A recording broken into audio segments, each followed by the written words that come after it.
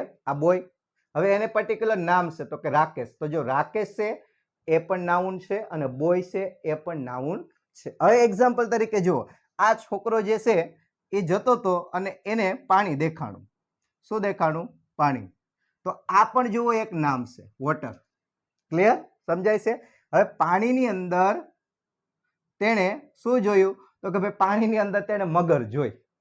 Clear? પાણીની અંદર તેણે મગર જોઈ. તો આ શું કરે છે? તો કે ભાઈ ડરી ગયો.